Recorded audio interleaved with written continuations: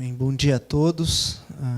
É um prazer estar aqui com vocês, falar um pouquinho desse assunto.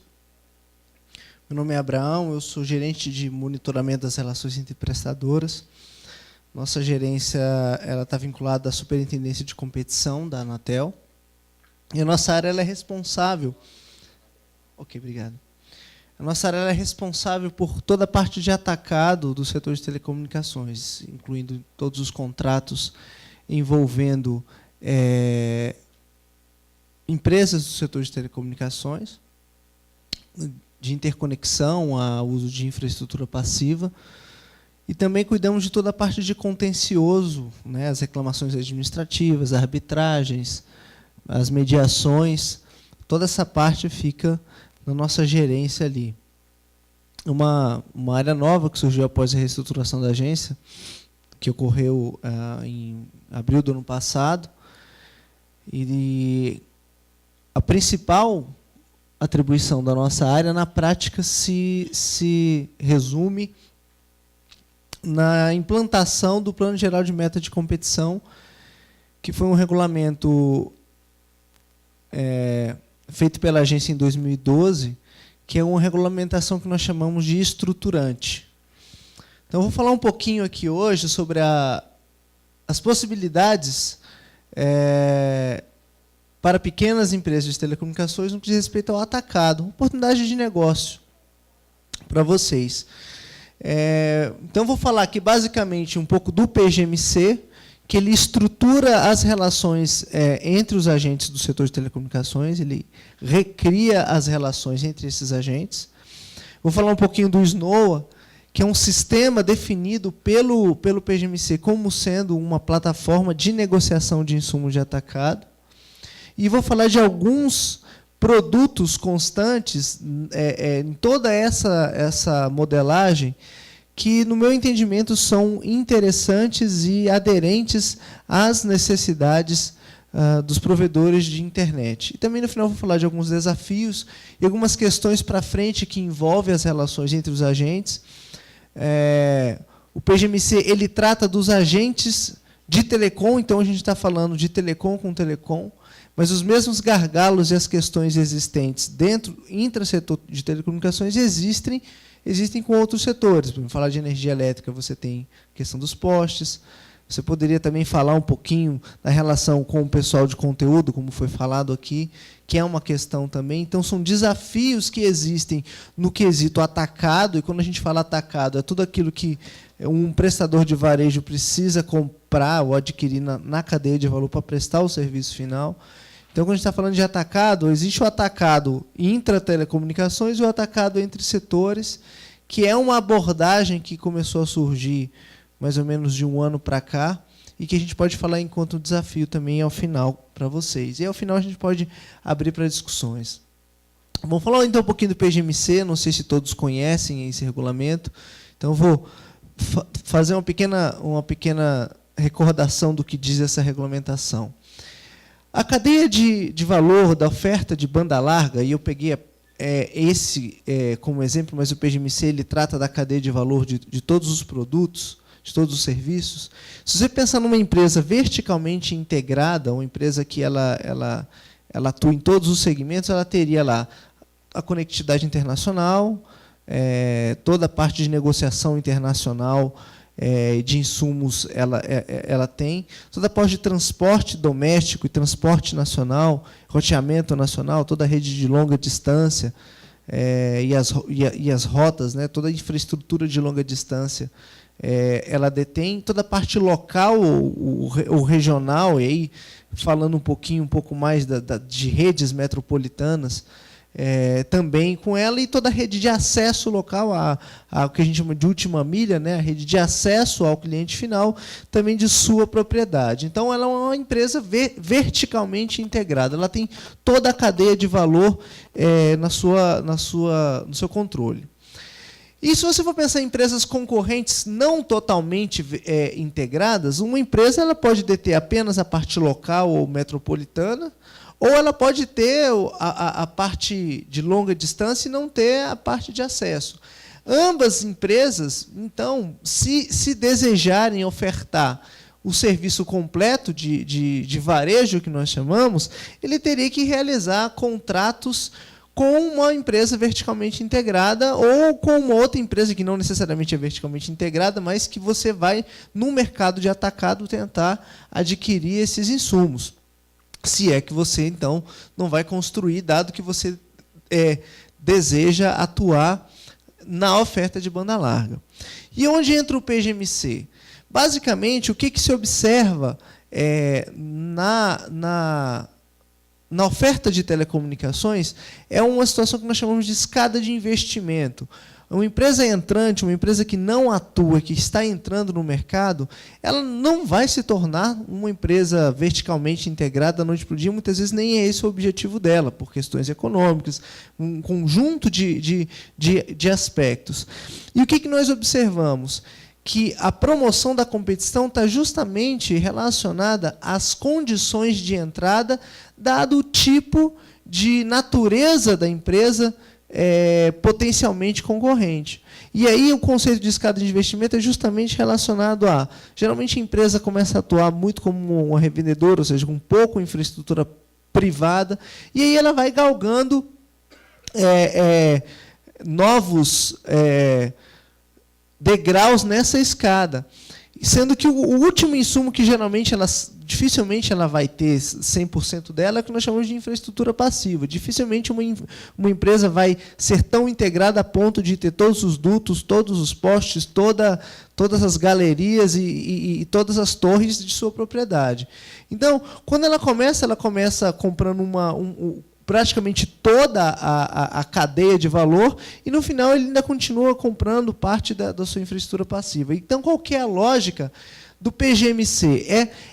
É reduzir as barreiras de acesso de empresas concorrentes, que dentro do PGMC são chamadas empresas não detentoras de poder de mercado, reduzir essas barreiras de entrada para poder competir. Na prática, então, a grande visão é uma prestadora de serviços de telecomunicações poder, por meio de compra desses insumos de atacado que ela não tem na sua cadeia de valor, poder adquirir esses produtos em condições que nós chamamos de isonômicas, transparentes e não discriminatórias, a compra deste insumo de uma detentora de rede, que é a que nós chamamos de empresa com poder de mercado significativo. E qual que é a lógica do PGMC? Essa lógica ela não se dá em 100% de toda a cadeia de valor de todos os produtos de telecomunicações. Há uma análise de mercado relevante na qual a gente identifica quais são os produtos em que há imposição de barreira à entrada, uma barreira que ela não é transitória e não é resolvida por uma regulamentação específica de alguma coisa, mas que precisa de uma ação que nós chamamos via assimetria regulatória. O que é uma assimetria regulatória? Uma empresa está sujeita a essa obrigação e outra não. Quem é que está sujeita? A empresa com poder de mercado. Então, essa lógica de diferenciação ela não é novidade no mundo. O mercado europeu basicamente atua por meio dessa lógica de detenção de dominância de mercado e imposição de assimetria de mercado.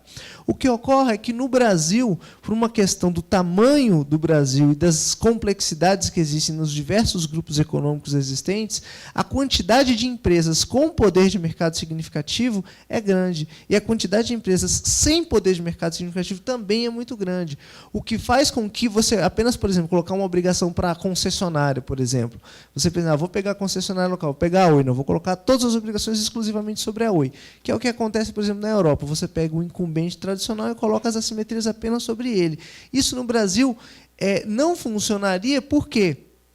Porque você tem um conjunto de outros grandes grupos econômicos que atuam e também são verticalizados em muitas das diversas cadeias de valor dos diversos produtos identificados. Então, o PGMC ele se tornou uma regulamentação muito mais complexa do ponto de vista da compreensão das relações entre os agentes. E qual que foi a lógica? Então, vamos identificar os mercados relevantes onde existam problemas que impactam na competição. E, naturalmente, como o PGMC, essas situações elas podem mudar de períodos para períodos, o PGMC prevê uma revisão periódica desses mercados. Esses mercados são definidos em 2012 e a próxima revisão deve ocorrer, na verdade, a gente já está estudando, mas deve ocorrer em 2016. Foram 5 os mercados identificados. Naturalmente que para os provedores de internet, alguns deles são os mais relevantes. Mas vamos lá, vamos citar todos os 5 aqui, apenas didaticamente. O primeiro mercado é o que a gente chama de rede de acesso. Tem esse nome pomposo aqui, mas no limite é rede de acesso. Última milha. Você ter acesso, a questão de você ter acesso à rede de última milha de alguma empresa com poder de mercado significativo. O segundo mercado relevante é o que a gente chama de redes de transporte. Esse aqui é um mercado relevante que contempla vários produtos.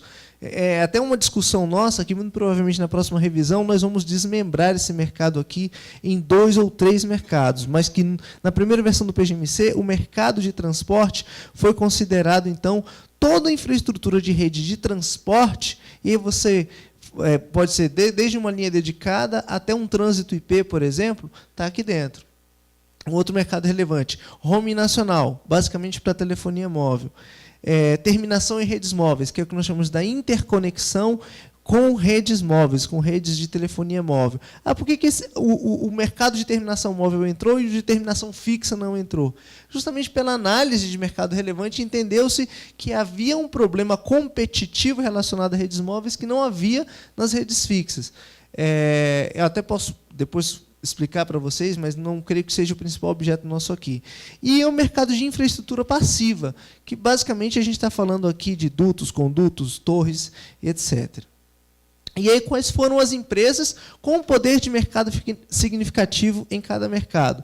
Bom, basicamente, nós temos aqui 6 grupos econômicos com poder de mercado, naturalmente cada um deles com mais ou menos, lembrando que cada mercado relevante ele tem uma dimensão geográfica. Então, quando eu vou olhar, por exemplo, o mercado de acesso, a dimensão ela é municipal. Então, no município de Belo Horizonte, quem tem poder de mercado significativo no acesso fixo local é a Oi. Em São Paulo, é a Vivo. Existem, por exemplo, municípios em que tem mais de um.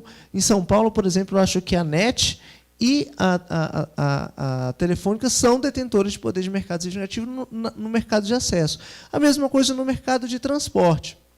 Então, você criou uma grande matriz de área, produto e empresa no que diz respeito a quem tem poder de mercado significativo em qual mercado e para qual produto. E essa matriz muito intrincada é que nos levou à conclusão que uma ação regulatória ela não é simples. Ela precisa, de alguma maneira, traduzir os gargalos, os possíveis riscos a exercício de poder de mercado que cada empresa, na sua peculiaridade, no seu mercado, potencialmente poderia fazer. Então, nós temos esses 6 grupos com poder de mercado significativo e que esses grupos estão sujeitos a essas obrigações.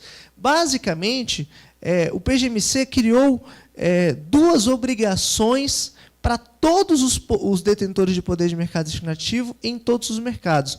Qual que é a obrigação? Primeira delas, ofertar este produto relacionado a esse mercado relevante em condições transparentes e não discriminatórias. Como é que é isso? A empresa ela passa a ofertar esse produto exclusivamente via um sistema de negociação de ofertas de atacado, que eu vou falar daqui a pouco, que é o SNOA, que, na verdade, é uma grande bolsa de negociação de atacado, na qual ela não vai poder oferecer esse produto fora dela. E de maneira que essa oferta ela é homologada pela agência. Então, a agência, no limite, passa a regular o preço desses produtos de atacado. E, além disso, essa negociação, uma vez feita nesse sistema, esse sistema ele é bancado por essas empresas com detenção de poder de mercado. Esse conceito, então, ele perpassa por todos os produtos, só que alguns produtos têm algumas outras peculiaridades. Por exemplo, no caso de interconexão móvel, a Anatel criou uma assimetria regulatória, dando uma condição de bill and keep, por exemplo, para as empresas não PMS na relação de interconexão com as empresas PMS. O que é isso? Basicamente, não pagar interconexão sob determinadas condições na relação com o prestador móvel. Então, a cada produto houve uma reflexão no mercado e a revisão de medidas regulatórias a serem atribuídas para esse mercado. Mas, como eu falei, a principal medida é a questão da transparência, é a questão de você ofertar o produto em condições não discriminatórias.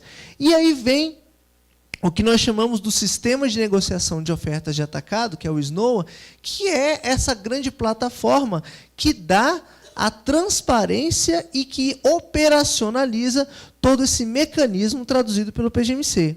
O que é, então, o SNOA? Esse é um desenho que a gente fez, que ele representa a lógica, e isso daqui é inovador. Não existe um precedente disso no mundo, por quê? Não teve nenhum país que buscou o que nós chamamos de uma via de regulação assimétrica e que tinha uma complexidade de mercado como o nosso. Geralmente, quem busca regulação assimétrica é o mercado europeu, que buscou, sempre utilizou a regulação assimétrica, os países da União Europeia utilizam isso sistematicamente, mas, como eu falei, lá só tem uma empresa com poder de mercado. Então, basicamente, basta você colocar o peso regulatório num só, que tudo se resolve. Aqui, como é um país maior, os Estados Unidos não segue um modelo de regulação assimétrica, o modelo de regulação deles é um pouco diferenciado do nosso, então não houve a necessidade de uma solução dessa natureza.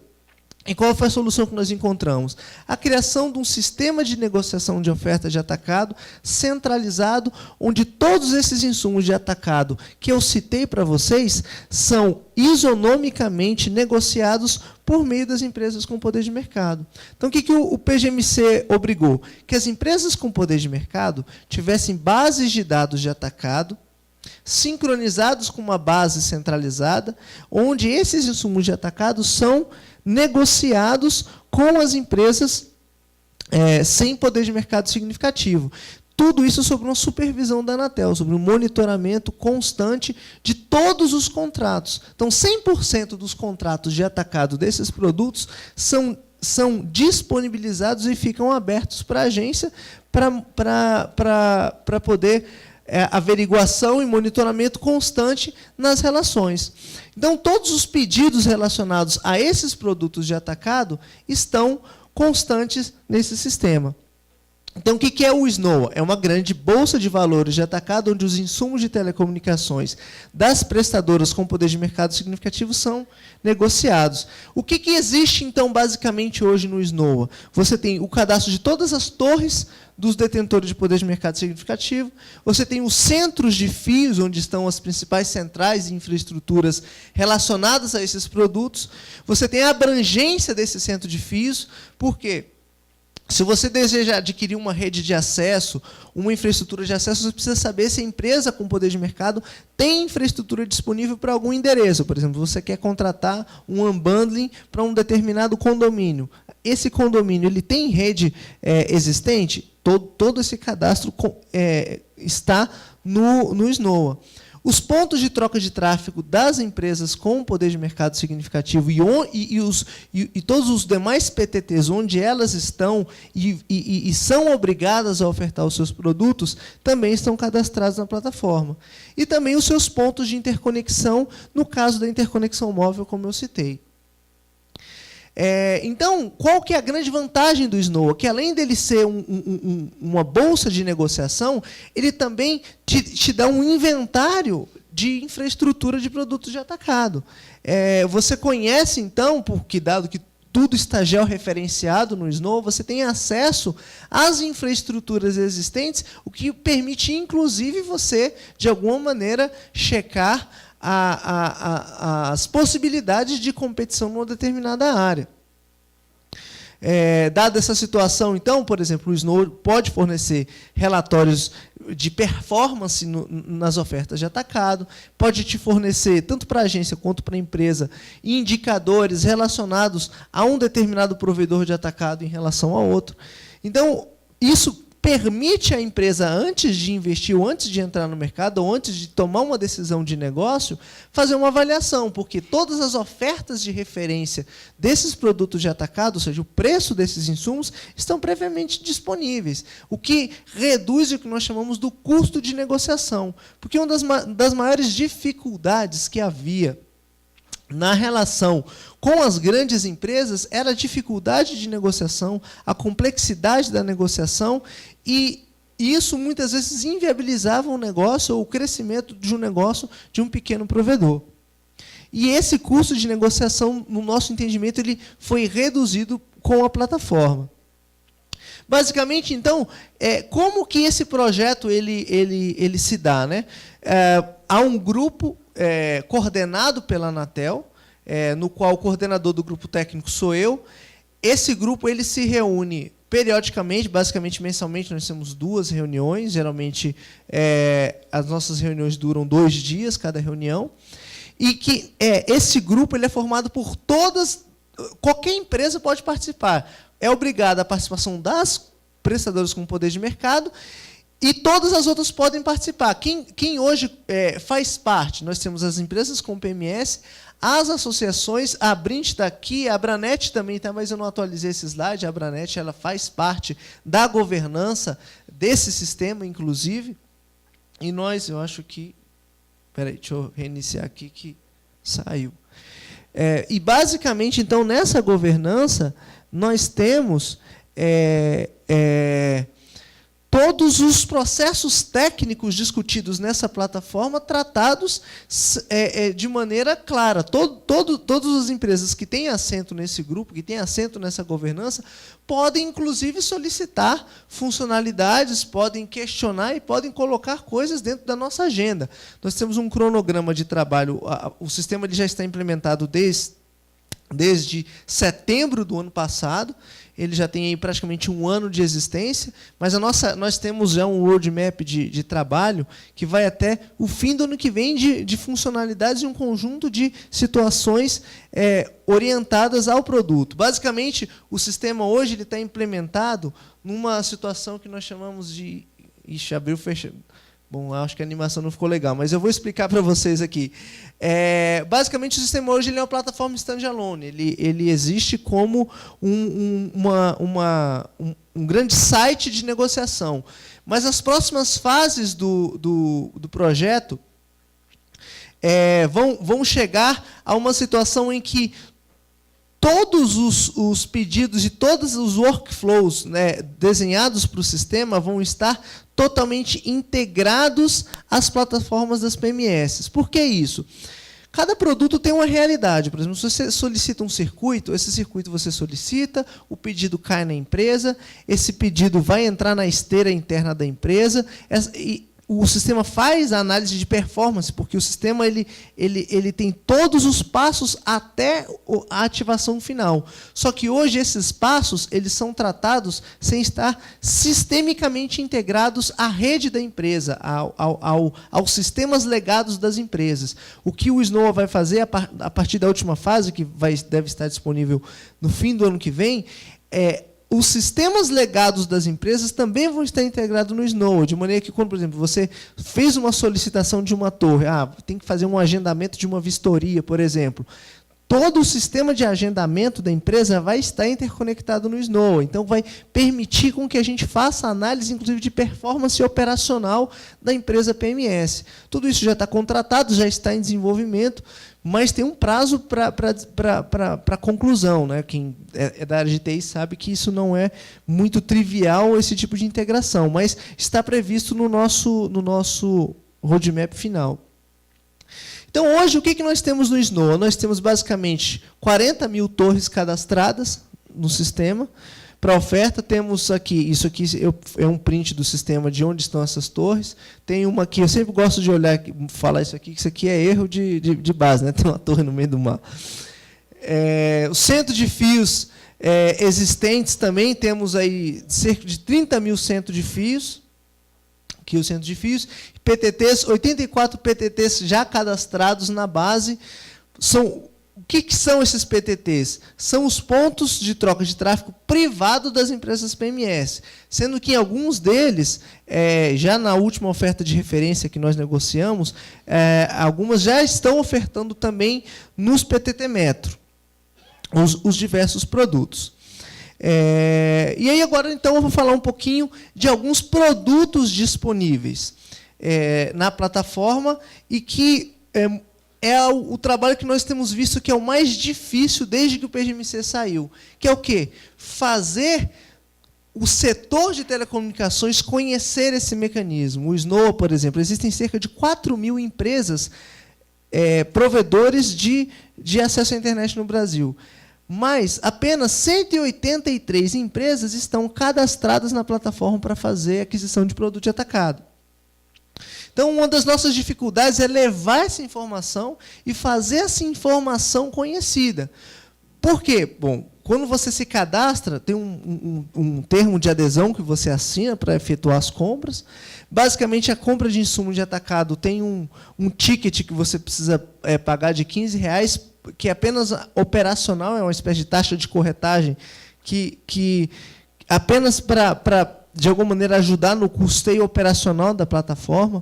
Mas esses custos eles são muito baixos, dados os benefícios, porque você, uma vez fazendo a compra pelo sistema, todo o processo, inclusive a edição do contrato e a assinatura do contrato, ocorre pelo sistema.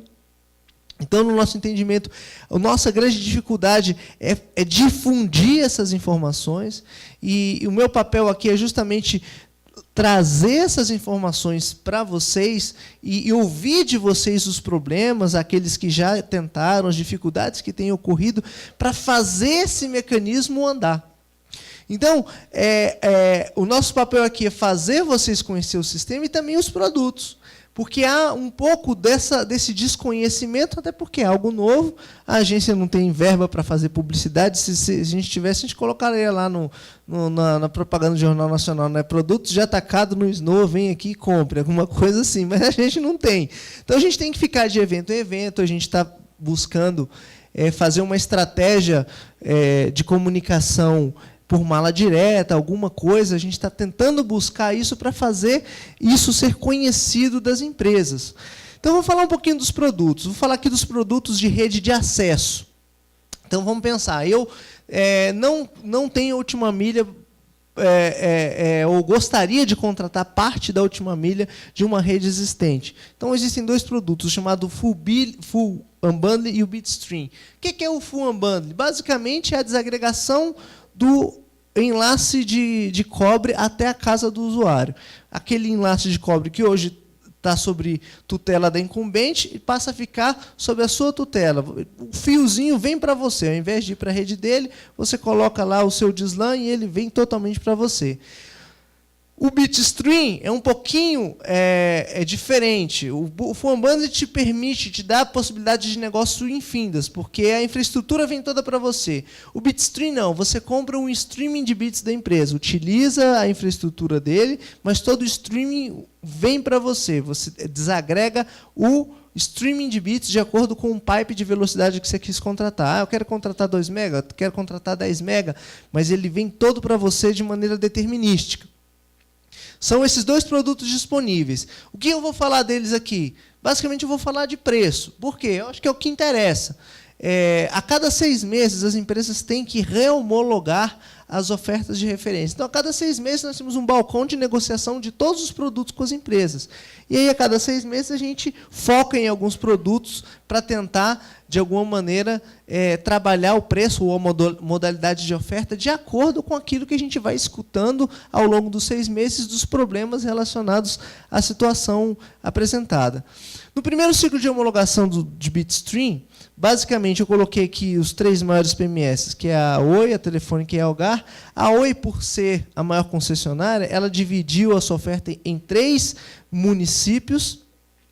O que contempla esse preço aqui? Esse aqui é o preço da instalação mais a mensalidade do par trançado. Então, eu peguei a instalação e dividi em 36 meses, porque, basicamente, foi o vetor que a gente utilizou para dividir, apenas para você ter uma noção do encargo mensal. Porque se ele poderia colocar, por exemplo, uma ativação alta demais e uma mensalidade baixa, a gente não tem muita comparabilidade até com outros países. Então, a gente criou essa regra.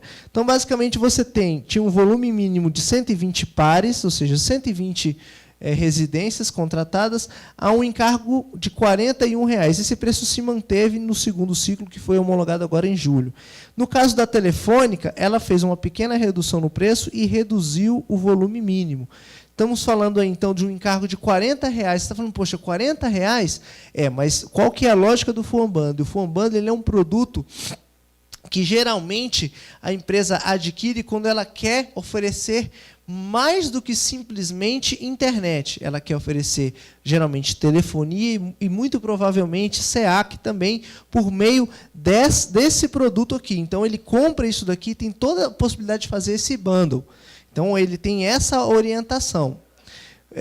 Fazendo uma comparação com o preço com outros países, isso aqui foi um benchmark que a gente fez, a posição do Brasil, pegando apenas a ativação e o preço mensal, sem os outros itens de cobrança que envolvem teste de qualificação e algumas outras coisas.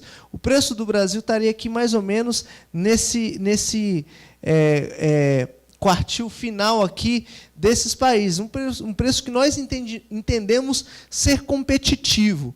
O que nós temos ouvido neste último ano aí dos diversos provedores? Abraham, o preço até que não está ruim, o preço está bom, só que eu tenho medo de entrar nesse negócio.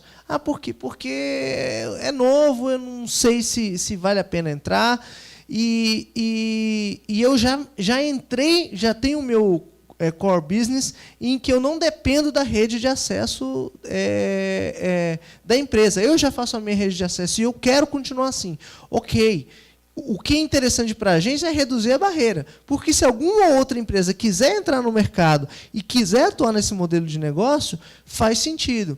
Um dado para vocês, nesse tipo de modelo de negócio, na Europa, por exemplo, que tem preços, como eu estou colocando aqui, que é mais ou menos no mesmo patamar do preço que nós temos aqui, e isso que geralmente os nossos custos são maiores, então isso mostra um pouco que o preço está razoavelmente competitivo.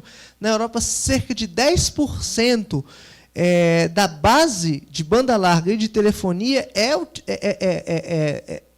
é nesse tipo de contrato. O que eu estou colocando para vocês é que, de fato, pode haver possibilidade de negócio. Eu tenho tentado levar isso, mas também tenho dito, o objetivo da agência não é promover competidor. A gente não quer promover um competidor específico, a gente quer promover a competição. Como? Reduzindo as barreiras para a competição. Então, a nossa lógica é que esse produto ele está disponível. Em um ano de negociação, ele ainda não houve negociação. Se você for pensar, hoje nós tivemos, desde a entrada do SNOA, nós tivemos cerca de 25 mil contratos celebrados. Predominantemente contratos de redes de transporte e de infraestrutura passiva, basicamente. Os outros produtos, não houve nenhum produto de rede de acesso ainda, mas a principal situação eu tenho medo de entrar nesse tipo de negócio. Eu até acho que o preço dá negócio, mas tenho receio de entrar. E é um dos motivos pelo qual eu trago isso para vocês e tenho tentado levar isso e convido vocês a pegar no SNOA, o modelo de contrato padrão, tem lá as condições negociais, as condições comerciais, as condições técnicas existentes lá e analisar, inclusive, nos ajudar na composição e na formatação desse produto. Falando do Bitstream, o Bitstream ele é orientado à velocidade. Então, aqui estão as velocidades determinísticas que você tem na compra dos streaming de bits por domicílio. Então, esse valor aqui é por domicílio. Então, você está falando, eu quero chegar em 10 domicílios com 10 megabits por segundo. Então, você vai comprar 10 de 10 megabits por segundo, porque você está falando de um feixe de 10 megabits por segundo segregado para cada casa de usuário. Basicamente, então, você está falando aqui de um encargo, por exemplo, pensa aqui na Oi, de R$ 44 mês, numa rede de acesso. Como que a Anatel chega nesse preço? A lógica da agência, pelo PGMC, é fazer o que nós chamamos de análise de replicabilidade, que é verificar se o preço dela no atacado, somado aos demais custos existentes de quem compra, permite uma competição no varejo. E basicamente eu pego, então, o valor de varejo, que é, por exemplo, que é a Oi oferta. Qual que é o valor da banda larga dela no varejo? X. Esse X menos uma margem dá o teto dela de atacado. Nós temos uma metodologia interna, e essa metodologia vai virar um regulamento, que deve ir para a consulta pública até o fim desse ano. E vai ser uma oportunidade, inclusive, da gente discutir essas metodologias com a sociedade. Aí você pode perguntar, por que essa metodologia não foi à consulta pública antes? Porque nós quisemos testar isso na prática. A gente quis ter pelo menos 2 ciclos de homologação e discutir, e fazer uma discussão informal para antes de colocar o regulamento na rua. Mas ele deve entrar à disposição até o fim do ano para a consulta pública. Vamos falar, então, um pouquinho de 2 produtos de transporte que, no meu entendimento, são aqueles que mais interessam para os provedores no universo que nós temos aqui. Bom, temos aqui o que nós chamamos de linha dedicada, EILD, Exploração Industrial de Linha Dedicada. O que é uma linha dedicada? Linha dedicada, geralmente, ela é comprada em duas situações diferentes. A rede da provedora de serviço, muitas vezes, você quer chegar a um grande cliente corporativo, por exemplo, um banco ou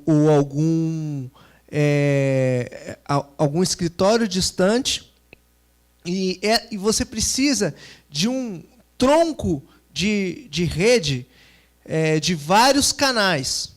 E aí você compra uma linha dedicada, que é esse tronco aqui, que tipicamente vai até 2 megabits por segundo, que é o que nós chamamos de E1 no engenheirês, né? Basicamente, você compra uma linha dedicada para isso. Hoje, essa modalidade de contratação é o produto mais vendido no Snoa. Por quê? Porque as próprias grandes empresas compram das grandes empresas para complemento de rede esse produto aqui. Só que você também tem uma outra modalidade, que é quando você quer fazer apenas um link de transporte. Você tem parte da sua rede está aqui, e parte da sua rede também está aqui.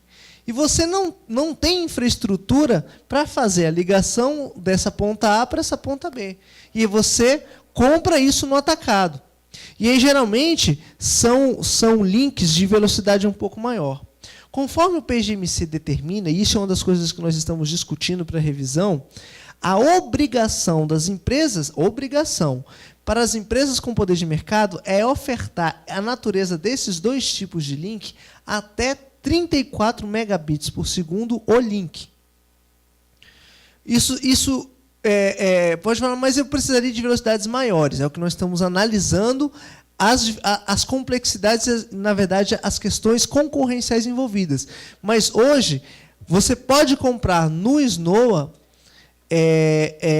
ambas as modalidades em circuitos que vão de 64K até 34 megabits por segundo o link. Aí, em qual tecnologia? Diversas. E aí vai da oferta de referência e da disponibilidade da infraestrutura. Você pode tanto comprar SDH, quanto PDH, quanto até Ethernet, dependendo da situação técnica ofertada. Quais são os preços existentes? Os preços homologados, hoje, nós pegamos o caso aqui da Oi, o 2 mega da Oi, aqui eu peguei o valor sem condição de desconto de volume e prazo. Então, pega aqui, por exemplo, 36 meses, que é um caso com prazo, de 1.200, mas dependendo da condição de volume, isso aqui pode chegar a 700, até 500 reais. Dependendo da situação com a telefônica, se você não comprar um circuito completo, apenas um pedaço de acesso, pode chegar até 300 reais no 2 mega. 34 megabits por segundo, eu peguei a modalidade, isso aqui já é em fibra, tá? Todos eles estão ofertando pelo Snoa o 34 mega em fibra. No caso da Oi, em capitais, 36 meses, ela está ofertando a R$5.000 o link de 34 mega em fibra. Aí você pensa assim, quais são os problemas ainda existentes nessa modelagem aqui? Nós ainda temos algumas dificuldades de separar o que nós chamamos de qual a utilidade final e aplicar a regra de replicabilidade específica. Por quê? Porque se nós estamos falando em oferta de voz, para a cadeia de valor, para a voz, esses preços são o que nós chamamos de replicáveis. Por quê? O bit para tráfego de voz, geralmente ele tem um valor agregado maior do que o para a internet, por exemplo. Então, o que nós estamos fazendo? Nós estamos buscando metodologias para separar. Dependendo do tipo de contratação, por exemplo, a Oi oferece 35% de desconto em cima disso daqui, se você fizer uma compra relacionada a um PTT, por exemplo. Por exemplo, se você vai ligar a ponta A do seu circuito, está no seu POP, e a ponta B está em algum PTT, ela já te dá, por exemplo, 25% de desconto em cima desse preço. A nossa dificuldade, então, está sendo o quê? A compreensão das modalidades de contratação, para, em cima disso, nas discussões de homologação da oferta de referência, criar condições de negócio mais atrativas e mais interessantes. E essa é uma das coisas que importa esse diálogo com vocês. O que tipo de natureza é importante? Porque uma coisa, como você tem que ofertar no Snow em base não discriminatória, você tem que criar condições de contratação. Se você contratar isso aqui para um cliente final para oferta de voz, é uma situação diferente de uma integração com o PTT. Você consegue criar uma condição comercial diferente para isso na negociação com a empresa. A questão é que ela, de maneira ex ante, não vai se predispor a oferecer um desconto, porque ela tem que formatar o produto dela de uma maneira para todos. E isso impacta no business plan da empresa.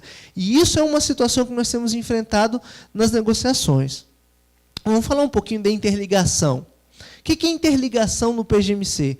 PGMC chama de interligação o que é conhecido como porta IP, trânsito IP, link de internet, esses conceitos que são produtos, historicamente, cada empresa chamando de um jeito, o PGMC chamou esse produto de interligação. Então, o que é interligação? O PGMC, existem duas naturezas de interligação.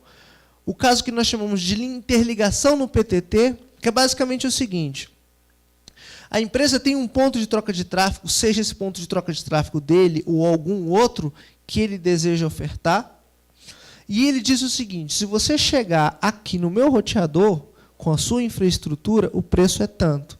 Então, esse aqui nós chamamos de interligação no PTT. Tem a modalidade que nós chamamos de interligação com acesso, que é o seguinte: olha, você não quer chegar aqui no meu PTT? Por exemplo, o meu PTT está em Belo Horizonte e você está em Patos de Minas, por exemplo. E você não quer contratar uma linha dedicada específica, e aí você faz o quê?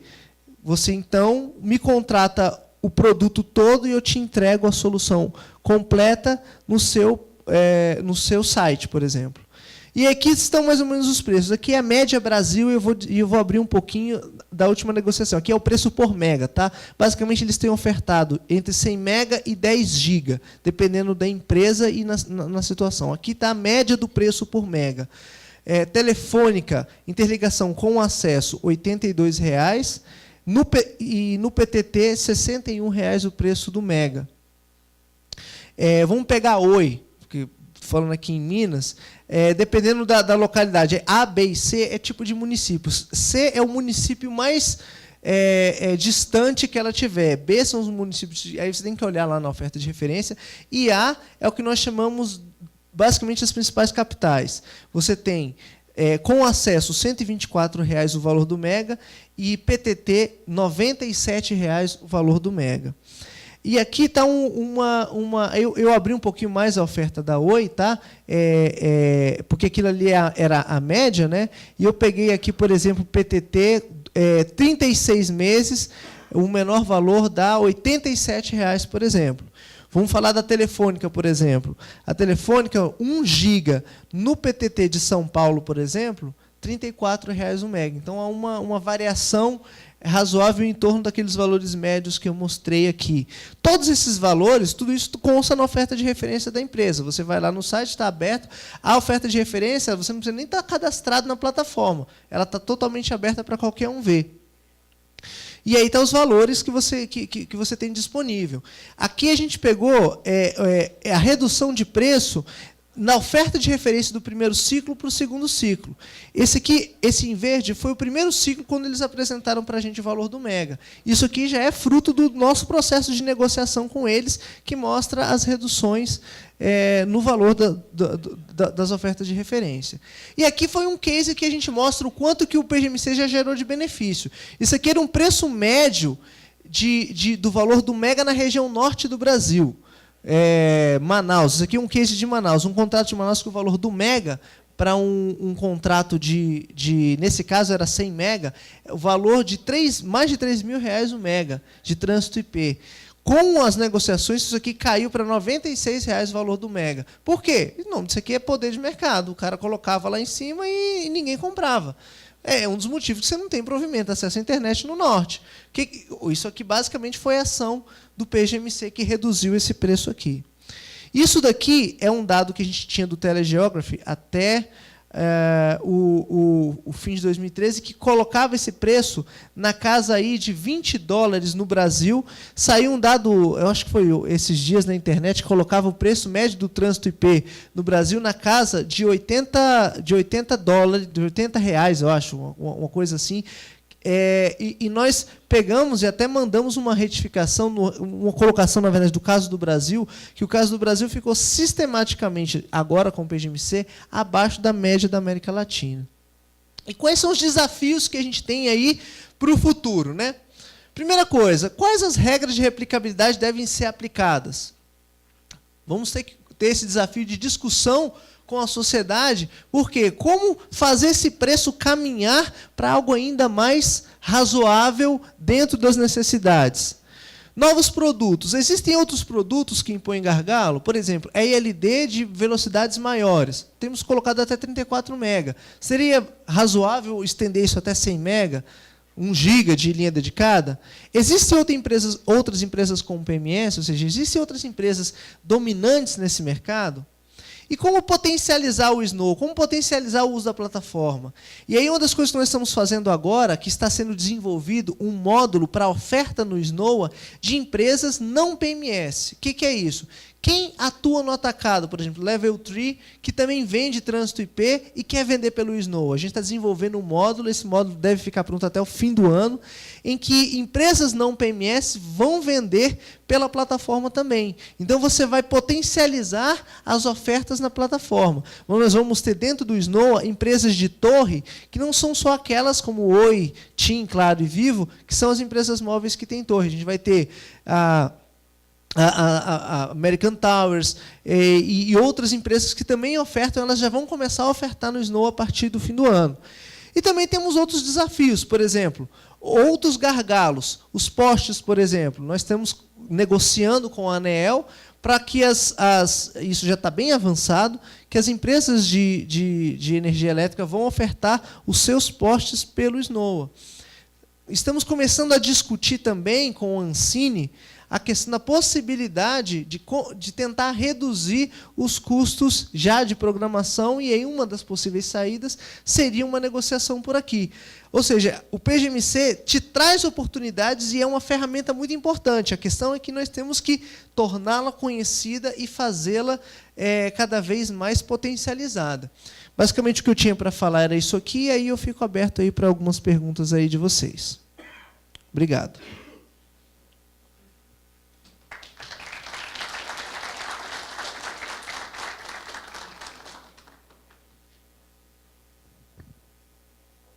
Alguém tem algum questionamento, alguma pergunta? Na hora do almoço ninguém quer que é para ir embora. Nós que agradecemos, então. Obrigado pela apresentação. Senhor Abraão.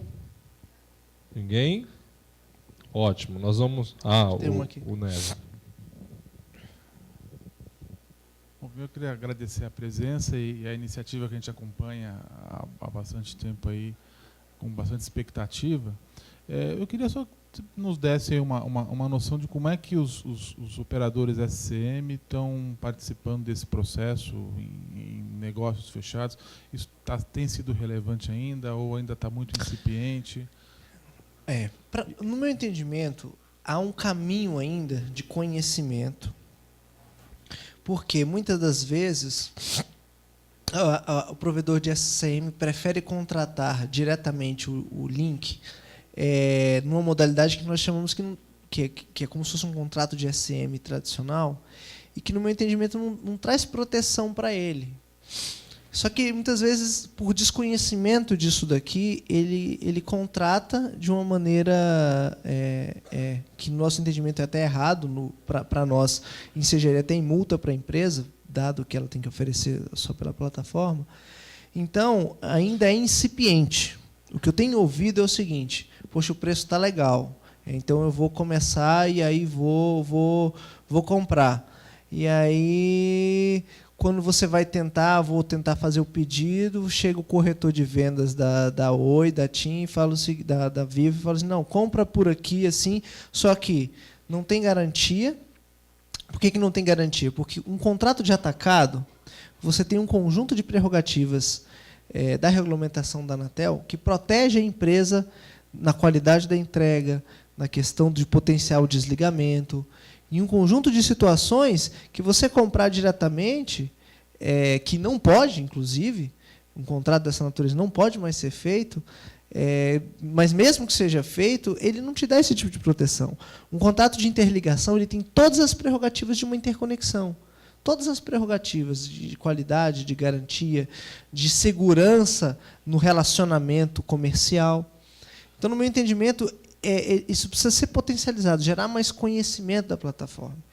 E esse é o nosso maior desafio, eu diria.